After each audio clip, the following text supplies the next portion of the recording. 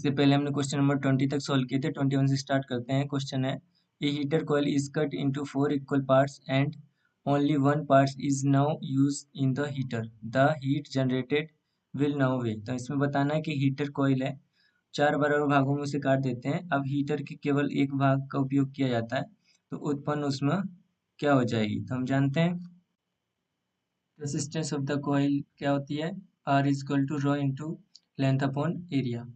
ठीक है, इसके बाद if the coil is cut 4 times then the new length क्या हो जाएगी, न्यू लेंथ हो जाएगी लेंथ का 4 टाइम्स यानी L/4। Resistance of one part of the coil is, जो कि हमें कैलकुलेट करना है, वो क्या हो जाएगा, जो पहले रेजिस्टेंस था R बराबर रो इंटू L/A, अब वो क्या हो जाएगा, L की जगह पे हम लेंथ की जगह पे L/4 पुट कर देंगे, तो ये हो जाएगा length upon 4 times of area. तो यहाँ से हमें पता है कि जो रेजिस्टेंस होता है वो रो इंटू L/A। ठीक है, यहाँ पे हम रेजिस्टेंस पुट कर सकते हैं और बाय 4, तो ये हमारा न्यू रेजिस्टेंस हो जाएगा। तो heat generated through the original coil when it is connected to voltage V। तो हमें हीट का फॉर्मूला पता है, हीट क्या होती है, V²/R into time.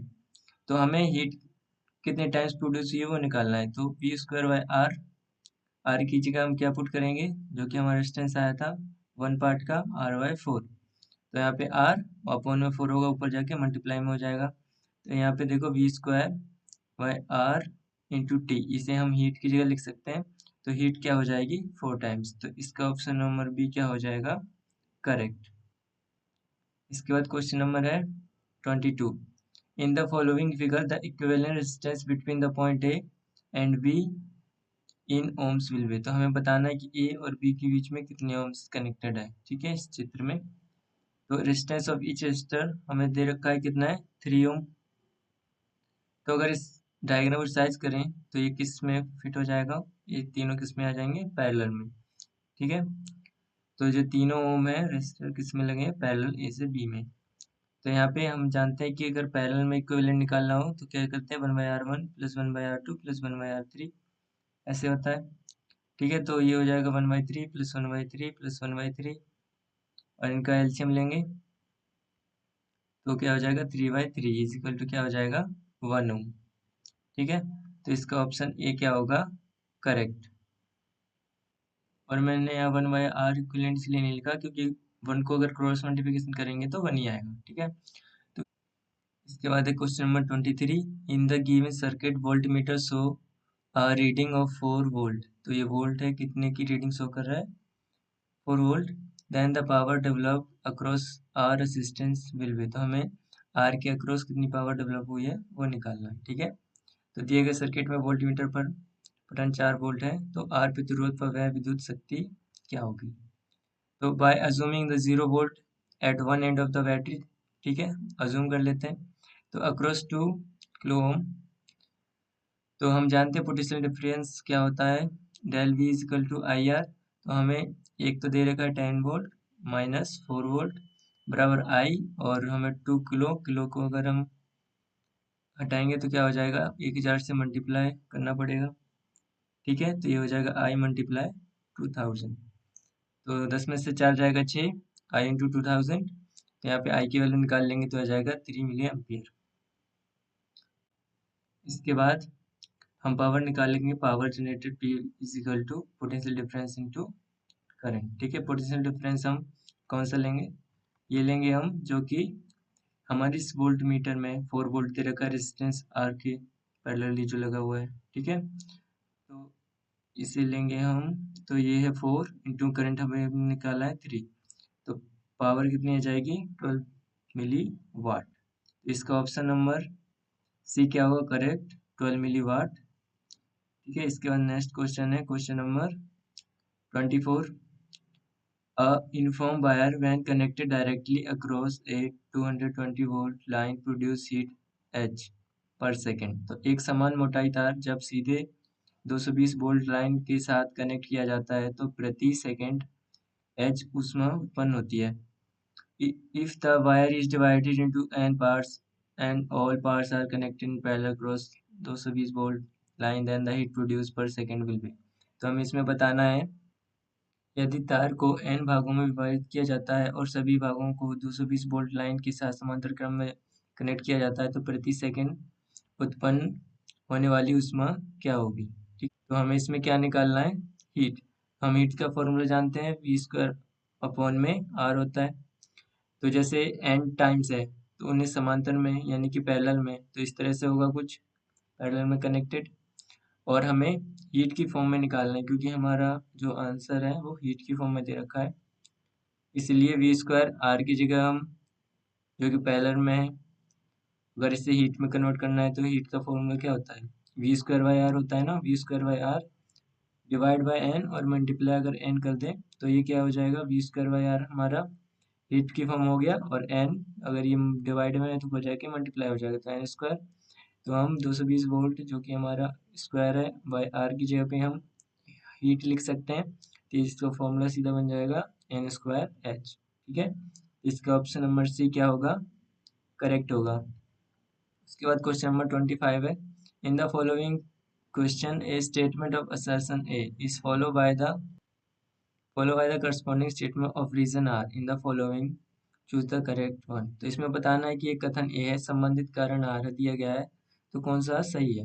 When a conductor is negative charge it mass increase, जब कोई चालक को ऋणात्मक किया जाता है तो उसका द्रव्यमान बढ़ जाता है।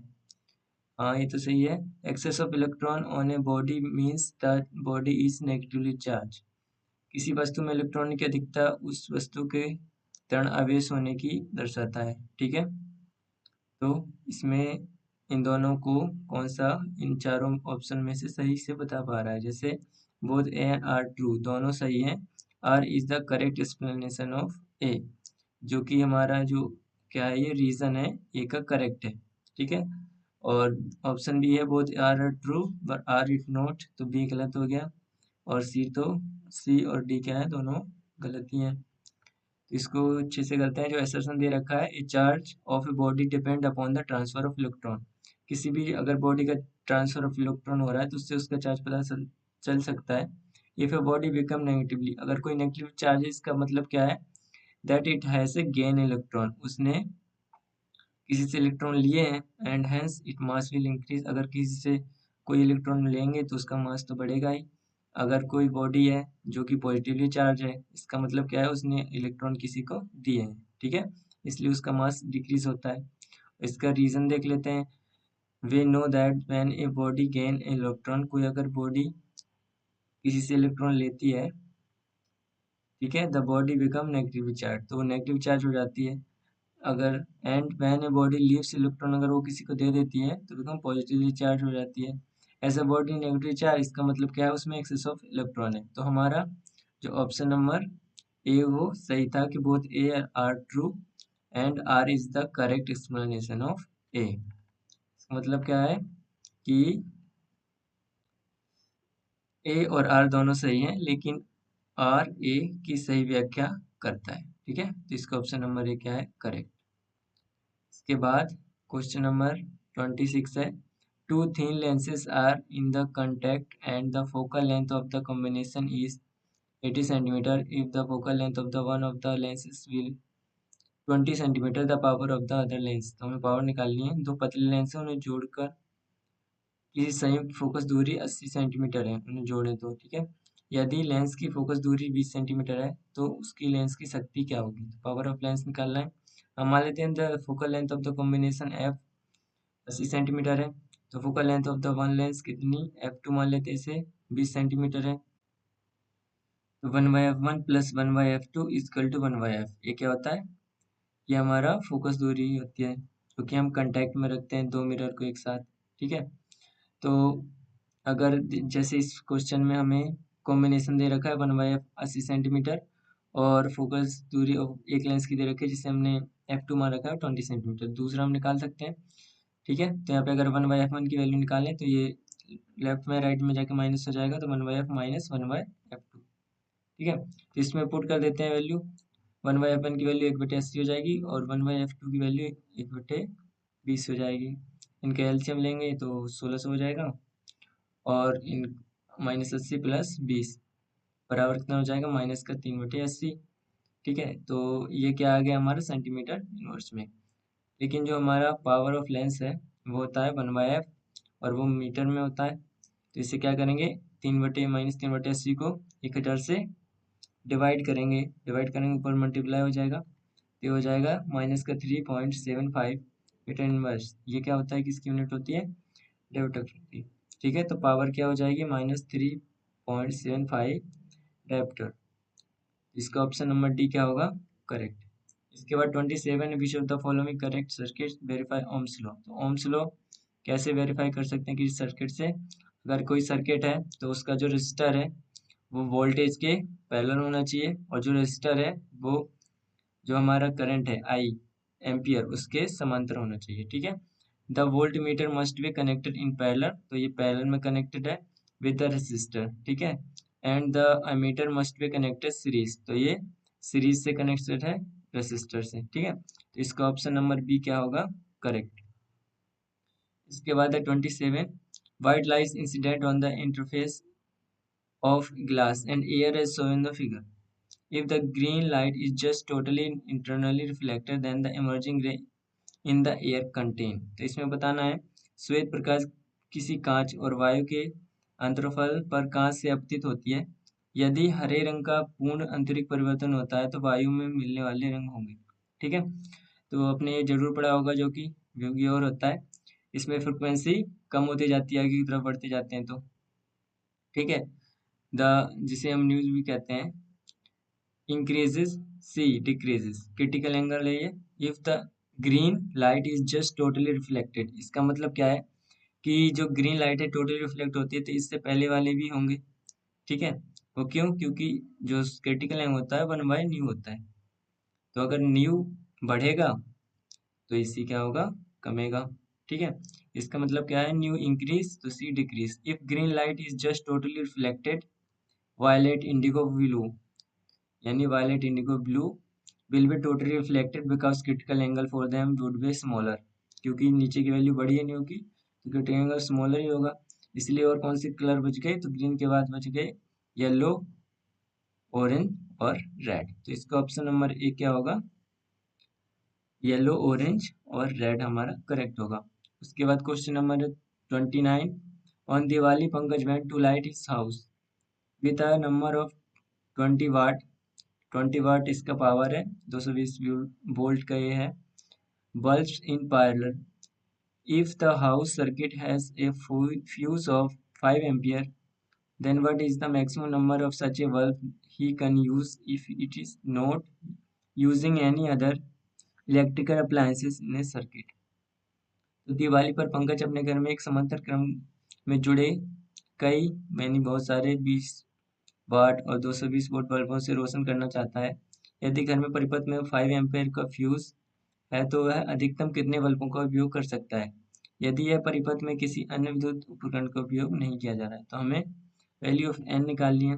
तो total power flow through of the fuse कितनी, पी बराबर वी आई होता है। ठीक है, तो वोल्टेज कितनी दे रखी है, 220 वोल्ट और एम्पियर 5, तो 1100 वाट टोटल फ्लो होगा। तो पावर कंज्यूम 1 बल्ब कितना है, 20 वाट। तो इसमें हम डिवाइड कर देंगे तो हमारा आ जाएगा number of bulb required to consume total power of 1100 watt is.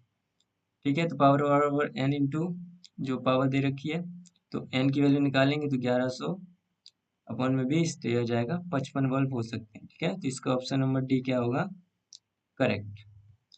उसके बाद नेक्स्ट क्वेश्चन है question number 30, the value of current I end voltage V in the given circuit will be.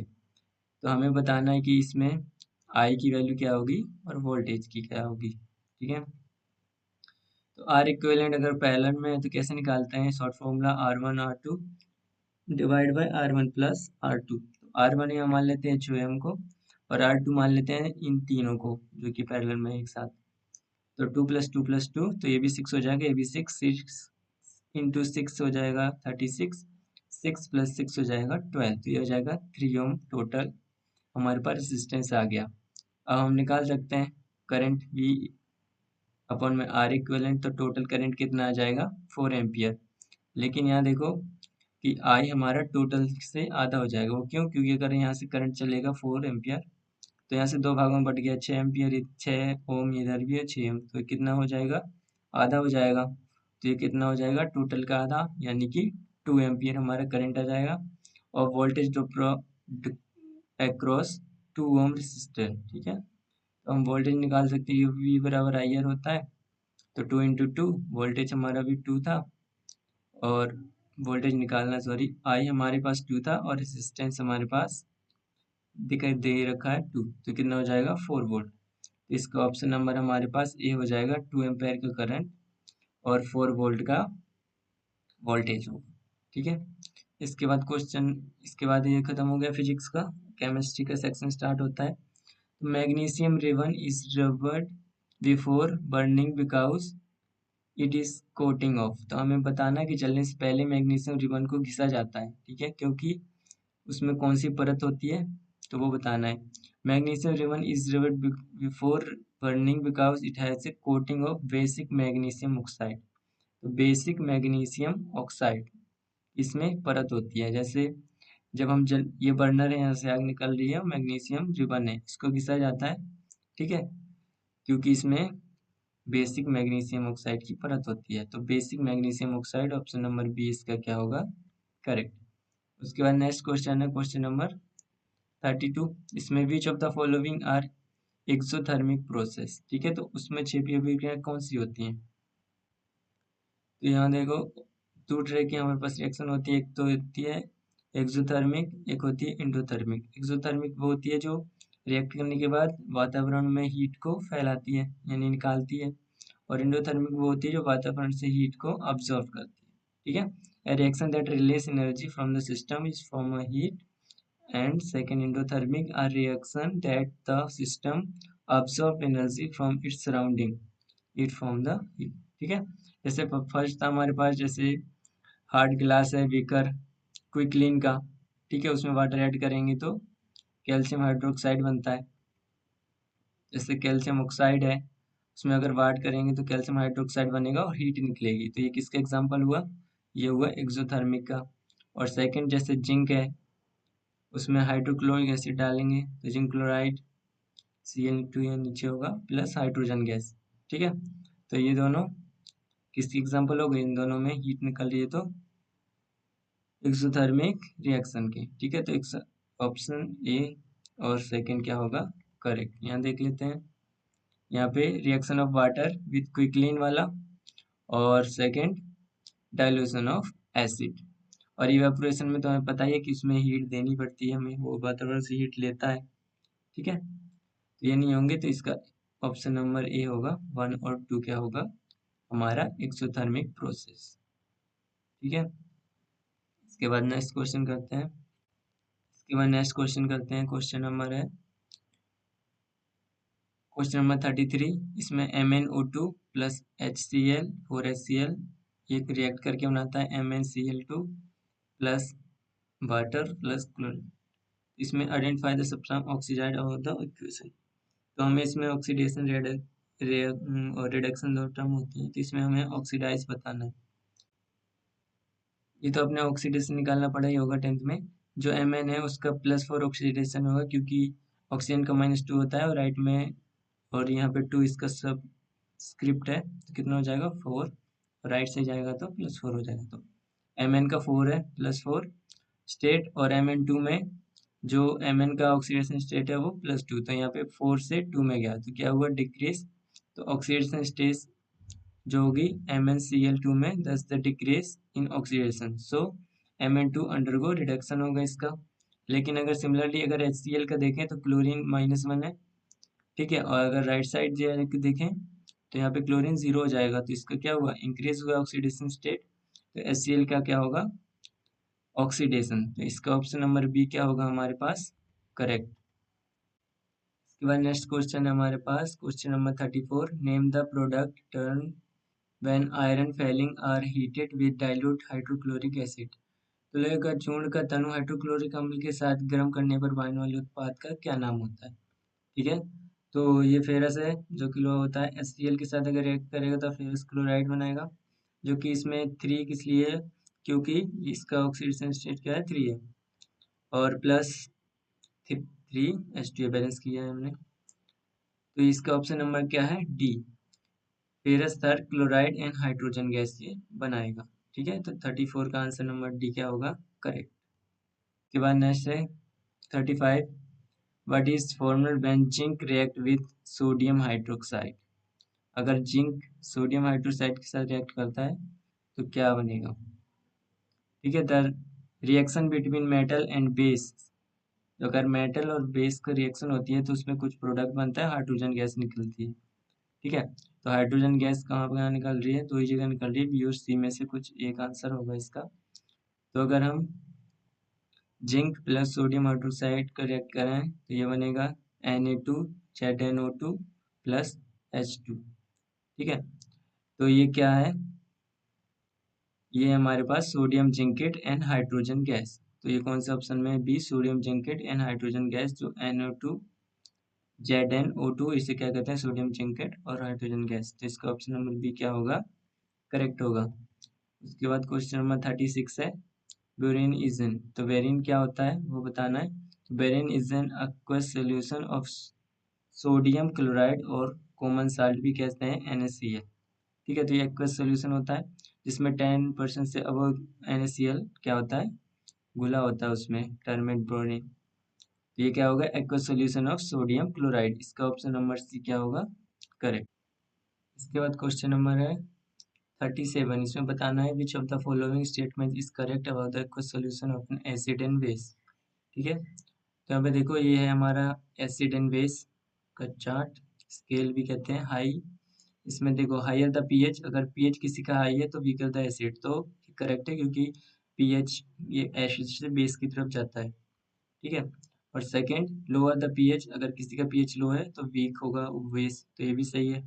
ठीक है, तो इसका ऑप्शन नंबर डी क्या होगा? Correct, second और फोर्थ वाला। सेकंड में क्या है कि higher the pH weaker the acid, तो ये भी हमने अभी देखा, और lower the pH weaker the base, तो ये भी देखा। तो इसका ऑप्शन नंबर डी क्या है? सेकंड और फोर्थ। इसके बाद नेक्स्ट क्वेश्चन है question number 38, when copper oxide dilute hydrochloric acid react colour change to. जब कॉपर ऑक्साइड और तनु हाइड्रोक्लोरिक अम्ल अभिक्रिया करते हैं तो रंग प्रदर्शित होता है। ठीक है, तो कौन सा रंग? The blue-green color of solution is due to the formation of copper second chloride। जैसे कॉपर ऑक्साइड अगर HCl हम मिला देते हैं तो क्या बनता है? क्रोपस क्लोराइड और H2O। ये कौन से कलर का होता है?